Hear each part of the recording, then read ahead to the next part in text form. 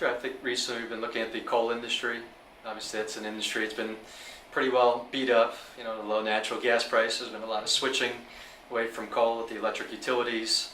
So I think it's fair to say it's an out of favor sector right now. So we've been taking a look at it. And again, a lot of times the market's right. It's out of favor for very good reasons. So some of the things we want to look at is, are there other alternatives for demand for coal? Obviously electric utilities have, and this is a long-term trend that's been happening, moving away from coal for environmental reasons mostly. And now with natural gas prices lower, it's also been for economic reasons. The playoff between coal and natural gas, became a lot cheaper to burn natural gas versus coal. But start understanding export markets. Is there a robust export market? How much capacity could there be for exporting?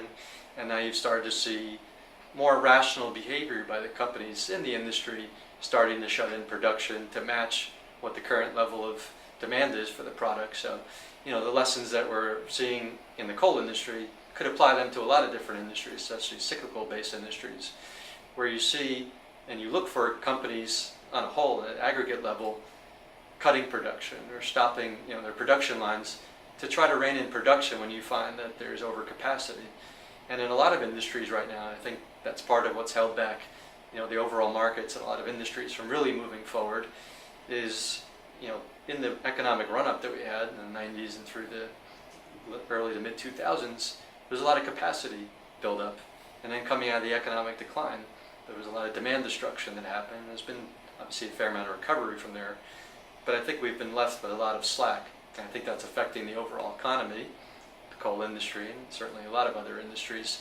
So what you want to see is production capacity coming offline to better match the demand. And when you see that, you'll then see firmer pricing, and you'll start to see margin gains in those particular industries. So we start to look at really getting down fundamentally to the supply and demand picture in a particular industry to see how balanced is it. Obviously for the coal industry, it's been pretty far out of balance the last year or so, where demand has dropped off as natural gas prices came down, and the supply didn't drop off until fairly recently. The companies started to say, we're not selling coal at a profitable price, what's the point?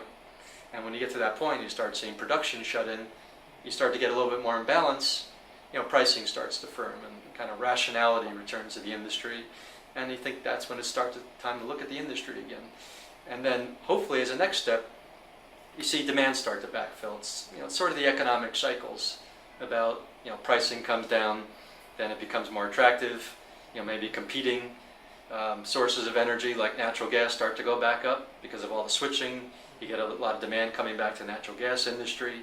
So then maybe with coal starts to become more attractive on an economic standpoint. And also they start developing new technologies. There's some technologies out there for scrubbing the electric utilities, so the amount of emissions coming out is a lot lower. So you start to see some demand start to fall back in, you start to see export demand, and all of a sudden the picture starts to look a little better because production's been brought way down, and all of a sudden you start to see some demand creep back in.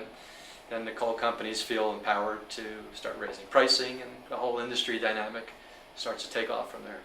And again, a lot of what I'm saying I think would apply to a lot of other industries, especially cyclical industries.